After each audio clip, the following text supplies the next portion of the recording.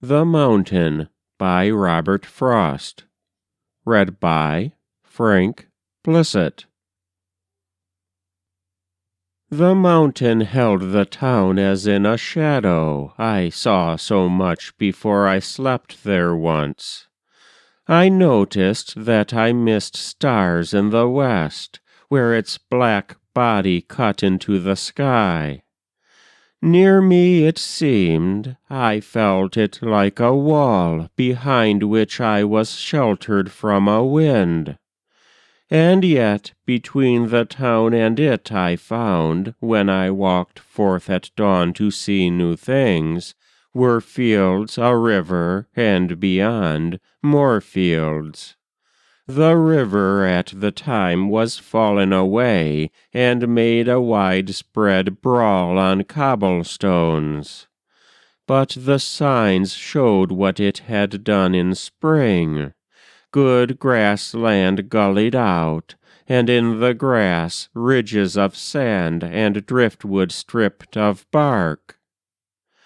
I crossed the river and swung round the mountain, and there I met a man who moved so slow, with white-faced oxen in a heavy cart, it seemed no harm to stop him altogether.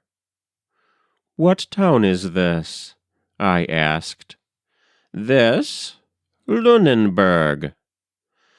Then I was wrong. The town of my sojourn, beyond the bridge, was not that of the mountain, but only felt at night its shadowy presence. "Where is your village? Very far from here?" "There is no village, only scattered farms. We were but 60 voters last election. We can't in nature grow too many more. That thing takes all the room." He moved his goad. The mountain stood there to be pointed at. Pasture ran up the side a little way, and then there was a wall of trees with trunks. After that, only tops of trees and cliffs imperfectly concealed among the leaves. A dry ravine emerged from under boughs into the pasture. "That looks like a path.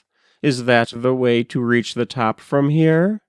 "Not for this morning, but some other time. I must be getting back to breakfast now." "I don't advise your trying from this side. There is no proper path, but those who have been up, I understand, have climbed from lads. That's 5 miles back. You can't mistake the place. They logged it there last winter some way up. I'd take you, but I'm bound the other way." "You've never climbed it?" "I've been on the sides, deer hunting and trout fishing. There's a brook that starts up on it somewhere. I've heard say right on the top, tip-top, a curious thing. But what would interest you about the brook? It's always cold in summer, warm in winter. One of the great sights going is to see it steam in winter like an ox's breath, until the bushes all along its banks are inch deep with the frosty spines and bristles. You know the kind. Then let the sun shine on it." "There ought to be a view around the world from such a mountain, if it isn't wooded clear to the top." I saw through leafy screens great granite terraces in sun and shadow, shelves one could rest a knee on getting up, with depths behind him sheer 100 feet, or turn and sit on and look out and down, with little ferns and crevices at his elbow. "As to that I can't say, but there's the spring right on the summit, almost like a fountain. That ought to be worth seeing." "If it's there. You never saw it?" "I guess there's no doubt about its being there. I never saw it. It may not be right on the very top. It wouldn't have to be a long way down to have some head of water from above, and a good distance down might not be noticed by anyone who'd come a long way up. One time I asked a fellow climbing it to look and tell me later how it was. What did he say? He said there was a lake somewhere in Ireland on a mountain top. But a lake's different. What about the spring? He never got up high enough to see.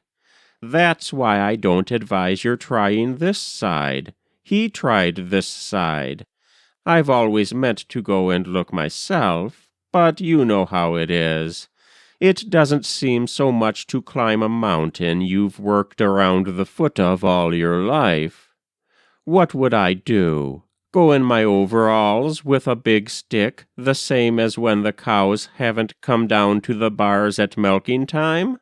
Or with a shotgun for a stray black bear? 'Twouldn't seem real to climb for climbing it. I shouldn't climb it if I didn't want to, not for the sake of climbing. What's its name? We call it Hor. I don't know if that's right. Can one walk around it? Would it be too far? You can drive round and keep in Lunenburg, but it's as much as ever you can do. The boundary lines keep in so close to it. Hor is the township, and the township's Hor, and a few houses sprinkled round the foot, like boulders broken off the upper cliff, rolled out a little farther than the rest. Warm in December, cold in June, you say? I don't suppose the water's changed at all. You and I know enough to know it's warm compared with cold, and cold compared with warm. But all the fun's in how you say a thing. You've lived here all your life?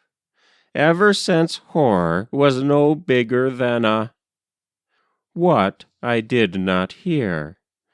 He drew the oxen toward him with light touches of his slim goad on nose and offside flank, gave them their marching orders, and was moving. That was The Mountain by Robert Frost. Read by Frank Blissett.